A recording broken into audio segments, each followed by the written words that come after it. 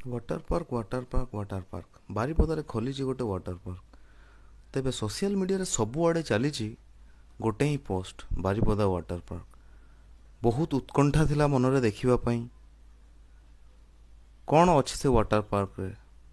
ତେଣୁକରି ଆମେ ମଧ୍ୟ ବାହାରିଥିଲୁ ରବିବାର ଦିନ ସକାଳୁ ସକାଳୁ ୱାଟର ପାର୍କ ଯିବା ପାଇଁ। ପାଗ ବହୁତ ବହୁତ ବଢ଼ିଆ ଥିଲା। ଆକାଶ ପୁରା ମେଘମୟ ଥିଲା। ଆଉ ସୁନସାନ ହାଇୱେରେ ଆମେ ଗାଡ଼ି ନେଇ ବାହାରିଥିଲୁ ୱାଟର ପାର୍କ ଦେଖିବା ପାଇଁ। ବାରିପଦାରେ ଖୋଲିଛି ପ୍ରଥମ ଥର ୱାଟର ପାର୍କ, ଯେହେତୁ ସମସ୍ତଙ୍କ ମନରେ ଗୋଟେ ଅଲଗା ପ୍ରକାର ଉତ୍କଣ୍ଠା ଥିଲା। ଠିକ୍ ପେଟ୍ରୋଲ ଫୁଲ୍ ଅପ୍ କରିକି ଆମେ ବାହାରି ଯାଇଥିଲୁ। ବହୁତ ବଢ଼ିଆ ରାସ୍ତା ଥିଲା। ତେବେ ଆମେ ଦୁଇ ଜଣ ସାଙ୍ଗ ଆଉ ଆମର ଦୁଇ ଭଣଜା ମିଶି ଆମେ ଯାଉଥିଲୁ ଗୋଟେ କାରରେ। ପାଗ ବହୁତ ସୁନ୍ଦର ଥିଲା ଆଉ ଭିତରେ ଆମେ ସମସ୍ତେ ଏନ୍ଜୟ ବି କରୁଥିଲୁ। ତେବେ ଭଣଜାମାନଙ୍କୁ ମୁଁ ପଚାରୁଛି କେମିତି କ'ଣ ଲାଗୁଛି, ତୁମମାନଙ୍କୁ ଭଲ ଲାଗୁଛି ତ? ହଁ, ସାନ ଭଣଜା ଇଏ ମୋର ସାନୁ ଆଉ ସିଏ ହେଉଛି ଆୟୁଷ। ତ ଏମାନେ ବି ବହୁତ ଖୁସି ଥିଲେ ଯିବା ପାଇଁ। ଆଉ ମୁଁ ବର୍ତ୍ତମାନ ପଚାରୁଛି, ଆରେ କ'ଣ ରାସ୍ତା ବାସ୍ତା କେହି ଦେଖିଛ? ମାନେ କହୁଛନ୍ତି ହଁ ନା ଆମେ ଦେଖିନୁ କିନ୍ତୁ ୟୁଟ୍ୟୁବରେ ଦେଖିଛୁ। ଠିକ୍ ସେମିତି ଆମେ ଯାଉ ଯାଉ ଦେଉଳି ରୋଡ଼ରେ ଆଗେଇ ଚାଲିଥିଲୁ। ଗାଡ଼ି ଆମର ଆଗେଇ ଚାଲିଥିଲା। ଦେଉଳି ରୋଡ଼ରେ ଯେତେ ଆମେ ଆଗକୁ ଯାଉଥିଲୁ ଆଉ ଭିୟୁଟା ଆହୁରି ବହୁତ ଜବରଦସ୍ତ ହେଇଯାଉଥିଲା। ଠିକ୍ ସେମିତି ରାସ୍ତା ବହୁତ ବଢ଼ିଆ ଥିଲା। ଆଉ ଯେଉଁ ଭିୟୁଟା ଥିଲା ସେଇଟା ଗୋଟେ ଅଲଗା ପ୍ରକାର ଥିଲା। ଆଉ ମନରେ ଗୋଟେ ଅଲଗା ଟାଇପ୍ର ଉତ୍କଣ୍ଠା ଥିଲା ଯେ ବାରିପଦାରେ ପ୍ରଥମ ଥର ପାଇଁ ଖୋଲିଛି ୱାଟର ପାର୍କ, ଆମେ ଦେଖିବାକୁ ଯିବା, ବୁଲିବାକୁ ଯିବା। ନିଶ୍ଚିତ ଭାବରେ ସମସ୍ତେ ଥରେ ଯାଇକି ବୁଲିକି ଆସିବା ଦରକାର। ସେଇଟା ରିଭ୍ୟୁରେ ମୁଁ ଆପଣମାନଙ୍କୁ କହିବି କି କେମିତି କ'ଣ ଲାଗିଲା ଆମକୁ। ଠିକ୍ ଅଛି, ଚାଲନ୍ତୁ ବର୍ତ୍ତମାନ ଭିୟୁର ମଜା ନେବା। ଏଇ ଗୋଟେ ଗାଡ଼ି ଆମକୁ ଆଗେଇକି ବର୍ତ୍ତମାନ ପଳେଇଲା। ଆମେ ଚେଷ୍ଟା କଲୁ ତାକୁ ଆଗେଇବା ପାଇଁ, କିନ୍ତୁ ଆମେ ପାରିଲୁ ନାହିଁ, କାହିଁକିନା ଆମ ସାଙ୍ଗ ଜଣେ ନୂଆ ଡ୍ରାଇଭର ଥିଲା। ଏଇ ବର୍ତ୍ତମାନ ଏଠି ଦେଖନ୍ତୁ ଆପଣମାନେ ଗୋଟେ ତୀର ଚିହ୍ନ ମରା ହେଇଛି ଯେ ୱାଟର ପାର୍କକୁ ଏପଟେ ରାସ୍ତା। ଆମେ ଗୁଗୁଲ ମାଉସୀ ସାହାଯ୍ୟରେ ଯାଇଥିଲୁ, କିନ୍ତୁ ଗୁଗୁଲ ମାଉସୀ ଆମକୁ ଟିକେ ଭଟକାଇ ଦେଲା ଇଆଡ଼େ ସିଆଡ଼େ। ଏଇ ଦେଉଳିରୁ ସିଧା ବାଁକୁ ଗଲା ପରେ ଯେଉଁ ପଟେ ଡ୍ୟାମ୍ ଅଛି ସେଇ ରାସ୍ତାରେ ଆମେ ଗଲୁ। ଯାଉ ଯାଉ ଯାଉ ଗୁଗୁଲ ମାଉସୀ ଭରସାରେ ଯାଉଥିଲୁ, କିନ୍ତୁ ମାଉସୀ ଟିକେ ଆମକୁ ଭଟକାଇଲା। ଯେଉଁ ପଟେ ସେ ପୁରେଇ ଦେଇଥିଲା ମାଉସୀ ସେପଟେ ରାସ୍ତା ନଥିଲା। ଠିକ୍ ଅଛି, ତାପରେ ଆମେ ପୁଣି ଫେରିକି ଆସିଲୁ, ପୁଣି ଚାଲିଲୁ। ପୁଣି ଜଣେ ମଉସାଙ୍କୁ ବାଟ ପଚାରିଲୁ, ମଉସା ଆମକୁ ଠିକ୍ ରାସ୍ତା କହିଦେଲା। ଏ ଯେଉଁ ଡାହାଣ ପଟେ ଆପଣମାନେ ଦେଖୁଛନ୍ତି ଇଏ ହେଉଛି ଦେଉଳି ଡ୍ୟାମ୍। ଆଉ ଠିକ୍ ସେଇଠୁ ବାଁ ପଟେ ଗୋଟେ କଚ୍ଚା ସଡ଼କ ଯାଇଛି, ଯେଉଁଟାକି ଯାଇଛି ନୂଆ ୱାଟର ପାର୍କକୁ ରାସ୍ତା। ଠିକ୍ ଅଛି, ତ ବର୍ତ୍ତମାନ ଦେଖୁ ଦେଖୁ ଆମେ ପହଞ୍ଚିଗଲୁ ୱାଟର ପାର୍କ ସାମ୍ନାରେ। ଆଉ ଆପଣମାନେ ଦେଖିପାରୁଥିବେ କିଛି ଭିଡ଼ ବି ଏଠି ଅଛି, ପାର୍କିଂରେ ଗାଡ଼ି ମଧ୍ୟ ଲାଗିଛି। ଆମେ ବି ଦେଖି ଖୁସି ହେଇଯାଇଥିଲୁ। ଆଉ ଖୁସି ମନରେ ଆମେ କବାଟ ଖୋଲି କାର୍ର ବାହାରକୁ ବାହାରିଲୁ। ବାହାରକୁ ଆସିଲା ପରେ ପାଗ ପୁରା ବହୁତ ଥଣ୍ଡା ଥିଲା। ଆଉ ସାନ ଭଣଜା ସାନୁ ମୋର ବାହାରିଗଲା, କିନ୍ତୁ ସେ ବର୍ତ୍ତମାନ ଡୋର୍ଟିକୁ ଖୋଲିକି ବନ୍ଦ କରିପାରିଲାନି। ଆମେ ସିଧା ମୁହେଁଇଥିଲୁ ଟିକେଟ୍ କାଉଣ୍ଟର ଆଡ଼କୁ। ଏଇ ଆପଣମାନେ ଦେଖିପାରୁଥିବେ ଇଏ ହେଉଛି ଡ୍ୟାମ୍ ଭିଉ ଇକୋ ପାର୍କ। ଇଏ ହେଉଛି ଏଣ୍ଟ୍ରି ଗେଟ୍।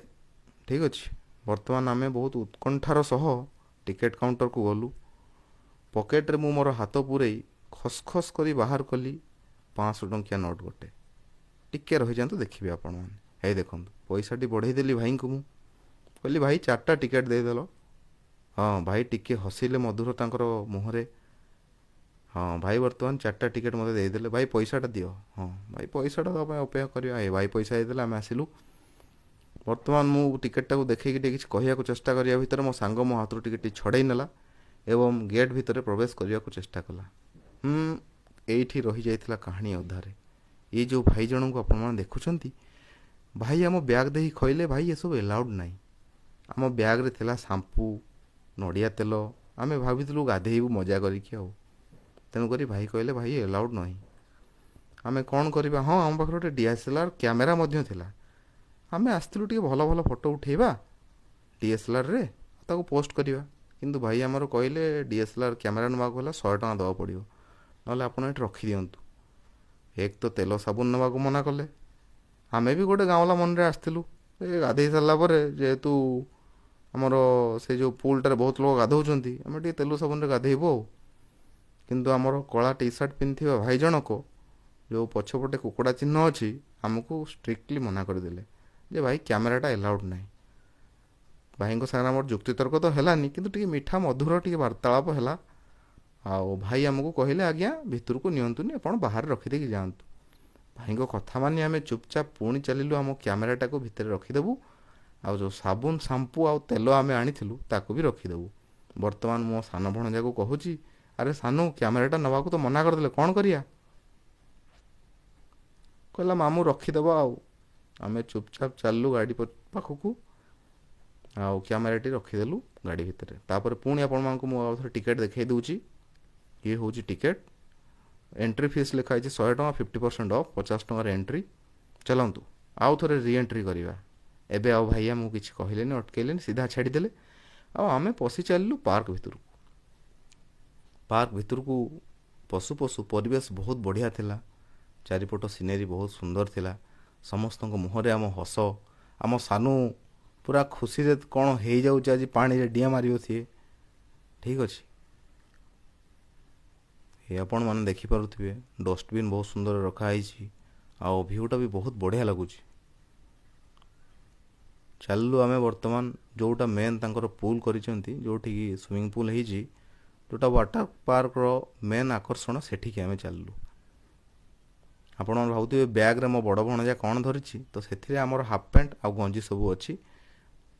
ଠିକ୍ ଅଛି, ଆମେ ସେଗୁଡ଼ାକୁ ପିନ୍ଧିକି ଯିବୁ ପୁଲ୍ ଭିତରକୁ। ଏଇ ଆପଣମାନେ ଦେଖିପାରୁଥିବେ ବର୍ତ୍ତମାନ ଇଏ ଆମର ପୁଲ୍ ପାଖରେ ଆମେ ପହଞ୍ଚିଗଲୁ। ପୁଲ୍ ଦେଖିକି ବହୁତ ଖୁସି ଲାଗିଲା। ପାଣି ଅବଶ୍ୟ ବେଶୀ ନଥିଲା, କିନ୍ତୁ ତଥାପି ଗୋଟେ ଗାଧେଇବାର ମଜା ଅଲଗା। ଛୋଟ ଛୁଆଟି ଖସିକି ପଡ଼ିଲା, ବହୁତ ଖୁସି ଲାଗିଲା ଆମକୁ ଦେଖିକି। ଭଣଜାମାନେ ରଖେଇ ବସେଇ ଦେଉନାହାନ୍ତି, କିନ୍ତୁ ତଥାପି ମୁଁ କହିଲି ନା, ଟିକେ ଭିଡ଼ିଓ କରିନେବା, ରହିଯାଉ ଆଗ। ବର୍ତ୍ତମାନ ଆମେ ଚାଲିଲୁ ଆମର ଡ୍ରେସ୍ ଚେଞ୍ଜ କରିବାକୁ। ଚେଞ୍ଜ କରିବା ପାଇଁ ଗୋଟେ ଅଲଗା ଜାଗା ଥିଲା, ସେଠି ପ୍ରପର୍ ରଖାହେଇଛି। ସବୁ ଜିନିଷ ଆପଣମାନେ ନିଜର ରଖିବେ, ଆଉ ଚେଞ୍ଜିଂ ରୁମ୍ ମଧ୍ୟ ଅଛି। ଯଦି ଲେଡ଼ିଜ୍ ମାନେ ଆସୁଛନ୍ତି ତାଙ୍କ ପାଇଁ ସ୍ପେଶାଲ୍ ଚେଞ୍ଜିଂ ରୁମ୍ ସମସ୍ତଙ୍କ ପାଇଁ ଅଛି। ଆପଣମାନେ ଯାଇକି ଭିତରେ ଚେଞ୍ଜ କରିପାରିବେ। ତାପରେ ଆମମାନେ ସିଧା ଚାଲିଲୁ ଚେଞ୍ଜ କରିବାକୁ। ଆଗ ଟିକେ ଭିଉ ବୁଲିକି ଟିକେ ଭିଉ ଦେଖିଦେବା କେମିତି କ'ଣ ଅଛି, ତାପରେ ଯିବା ଚେଞ୍ଜ କରିବା। ବର୍ତ୍ତମାନ ଆମେ ଉପରୁ ଟିକେ ଅନୁଧ୍ୟାନ କଲୁ କେମିତି କ'ଣ ଗାଧଉଛନ୍ତି। ପାଣି ଆଣ୍ଠୁ ଉପରକୁ ଟିକେ ଥିଲା। ଠିକ୍ ଅଛି, ଏଇ ଦେଖନ୍ତୁ ମୋ ସାଙ୍ଗ କାହ୍ନୁ ବର୍ତ୍ତମାନ ସିଏ ଅନୁଧ୍ୟାନ କରୁଛି ଯେ କେଉଁ ପଟୁ ଆମେ ଏଣ୍ଟ୍ରି କରିବା, କେଉଁ ପଟୁ ଏକ୍ଜିଟ୍ କରିବା, କେତେଟା ବନ୍ଧା ମାରିବା। କ୍ଷମା କରିବେ ଆଜ୍ଞା, ସେ ପବ୍ଜିଟା ତ ଖାଲି ପଶିଯାଉଛି BGMI ଆଉ ଏଇଠି ସାୱାର ଲାଗିଛି। ଆପଣ ସେଠି ଗାଧେଇକି ଆସିଲେ ଏଠି ଗାଧେଇବେ, କିନ୍ତୁ ଆମ ଭାଗ୍ୟ ଖରାପ କିମ୍ବା କ'ଣ ମୁଁ କହିପାରିବିନି, କିନ୍ତୁ ସେଦିନ ସାୱାରଟି ଚାଲି ନଥିଲା। ତାପରେ ଏମିତି ଆପଣମାନଙ୍କୁ ଟିକେ ଟିକେ ମୁଁ ଦେଖାଇ ଦେଉଛି। ହଁ, ଆଉ ଯେଉଁ ଭାଇ ଭିତରେ ନାଚୁଛନ୍ତି ସେ ଏମିତି ଖାଲି ନାଚୁନାହାନ୍ତି। ସେଠି ଦୁଇଟା ବକ୍ସ ଲାଗିଛି, JBLର ଭଲ ସାଉଣ୍ଡ ବାର ଦୁଇଟା ଲାଗିଛି, ଆଉ ସେଇଥିରେ ଗୀତ ପ୍ଲେ ହେଉଛି, ଆଉ ଭିତରେ ସମସ୍ତେ ଡ୍ୟାନ୍ସ କରୁଛନ୍ତି। ବର୍ତ୍ତମାନ ଆମେ ଚେଞ୍ଜ କରିଦେଇକି ଆସିଲୁ ସମସ୍ତେ। ବର୍ତ୍ତମାନ ଟାଇମ୍ ହେଇଗଲା ପୁଲ୍ରେ ଜମ୍ପ କରିବାକୁ। ସାନ ଭଣଜା ମୋର ଚାଲିଲା ସାନୁ, ଆଗ ଗୋଟେ ସ୍ଲାଇଡ଼୍ରେ ଖସିକି ଟିକେ ପାଣିକୁ ଗଲା। ତାପରେ ମୋତେ କହିଲା ମାମୁଁ ପାଣି ଠିକ୍ ଠାକ୍ ଅଛି, ପଳେଇ ଆସ। ବର୍ତ୍ତମାନ ସାନ ଭଣଜା ମୋର ଅନୁଧ୍ୟାନ କରୁଛି ପାଣିକୁ ଟିକେ, ତାକୁ ମଧ୍ୟ ବହୁତ ମଜା ଲାଗୁଛି। ଆଉ ବର୍ତ୍ତମାନ ମୋର ବଡ଼ ଭଣଜା ଆୟୁଷ ଆଉ ମୋ ସାଙ୍ଗ କାହ୍ନୁ, ଦୁଇଜଣ ଯାକ ମୋତେ କ୍ୟାମେରା ଧରେଇ ଦେଇଛନ୍ତି, ଆଉ କହୁଛନ୍ତି ଆମର ଗୋଟେ ସ୍ଲୋ ମୋସନ୍ ଭିଡ଼ିଓ ନିଅ। ଠିକ୍ ଅଛି, ବର୍ତ୍ତମାନ ଜଣେ ପରେ ଜଣେ ଡିଆ ମାରିବାକୁ ଯାଉଛନ୍ତି, ଆପଣମାନେ ଦେଖିବେ। ଏଇ ବର୍ତ୍ତମାନ ମୋର ବଡ଼ ଭଣଜା ଆୟୁଷ ଡିଆ ମାରିବାକୁ ଯାଉଛି। ସାନ ଭଣଜାକୁ ପେଲି ଦେଇଛି, ଆଉ ଆୟୁଷ ପଡ଼ିଯାଇଛି। କି ଆନନ୍ଦ। ବର୍ତ୍ତମାନ ମୋର ସାଙ୍ଗ କାହ୍ନୁ କହୁଛି ଗୋଟେ ସ୍ଲୋ ମୋସନ୍ କରେ, ଭିଡ଼ିଓ ଗୋଟେ କର, ଆଉ ମୁଁ ଟିକେ ଜମ୍ପ କରିବି। ତା ମୋବାଇଲଟା ମୁଁ ସାଇଡ଼୍ ରଖିଛି, ସେ କହୁଛି ସିଧା କରିକି ଧର। ଠିକ୍ ଅଛି, ବର୍ତ୍ତମାନ ଦେଖିବେ ଆପଣମାନେ। ଏଇ ମୋ ସାଙ୍ଗ ପଡ଼ିଲା, ଆଉ ପୁରା ଖାଲି କରିଦେଲା ପାଣିକୁ, ସବୁ ପୁଲ୍ର ପାଣି ସବୁ ଖାଲି ହେଇଗଲା କିଛି ସମୟ ପାଇଁ, ତାପରେ ପୁଣି ଆସିଗଲା। ଏତେ ବି ୱେଟ୍ ନଥିଲା, ଟିକେ ଅଧିକା କହିଦେଲି। ଠିକ୍ ଅଛି, ତ ଏମିତି କିଛି ଥିଲା ୱାଟର ପାର୍କର ଦୃଶ୍ୟ, ଆଉ ସମସ୍ତେ ବହୁତ ମଜାରେ ବର୍ତ୍ତମାନ ଗାଧଉଛନ୍ତି। ଆଉ ଆପଣମାନେ ଯଦି ଚାହିଁବେ ସପରିବାର ନେଇକି ଆସିପାରିବେ। ଆଉ ଛୋଟ ପିଲାମାନଙ୍କ ପାଇଁ ଜାଗାଟା ସ୍ୱର୍ଗଠୁ କମ୍ ନୁହଁ, ସେମାନଙ୍କୁ ବହୁତ ମଜା ଲାଗିବ। ଦେଖନ୍ତୁ କେମିତି ଡିଆ ମାରୁଛନ୍ତି ସମସ୍ତେ, ଖୁବ୍ ମଜା ଆମେ କଲୁ ସେଦିନ। ଏଇଠି ଦେଖନ୍ତୁ ସବୁଆଡ଼େ ଲାଗିଛି, ବହୁତ ଭଲ ହେଇଛି ଜାଗାଟି।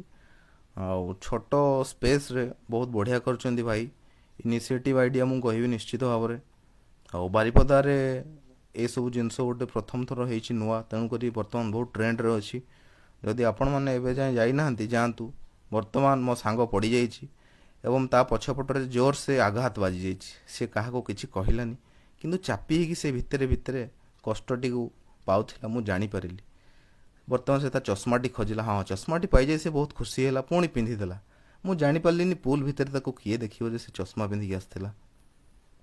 ବର୍ତ୍ତମାନ ଏଠି ଗୋଟେ ପାଣି ଝରୁଛି। ଛୋଟ ପିଲାମାନଙ୍କ ପାଇଁ ବହୁତ ବଢ଼ିଆ, ଆପଣମାନେ ନିଶ୍ଚୟ ଆସନ୍ତୁ। ମୁଁ ରେକମେଣ୍ଡେସନ୍ କରିବି, ଯଦି ଆପଣଙ୍କ ଛୋଟ ପିଲା ଅଛନ୍ତି ତାହେଲେ ସେମାନଙ୍କୁ ବହୁତ ବଢ଼ିଆ ଲାଗିବ ଜାଗା। ପାଣି ବି ବିଶେଷ ସେମିତି କିଛି ନାହିଁ, ରିସ୍କ ବୋଲି କିଛି ନାହିଁ। ଓଭରଅଲ୍ ଯଦି ରିଭ୍ୟୁ ଦେବାକୁ କହିବି, ବହୁତ ଭଲ, କିଛି ଖରାପ ନାହିଁ। 50 ଟଙ୍କା ଏଣ୍ଟ୍ରି ଫିସ୍ରେ ବହୁତ ଭଲ ହେଇଛି। ଆଉ ଟିକେ ପାଣି ବେଶୀ ଥିଲେ ଆଉ ଟିକେ ମଜା ହେଇଥାନ୍ତା, କିନ୍ତୁ ଯେହେତୁ ନୂଆ ନୂଆ ଷ୍ଟାର୍ଟିଂ କରୁଛନ୍ତି, ବହୁତ ଭଲ ହେଇଛି।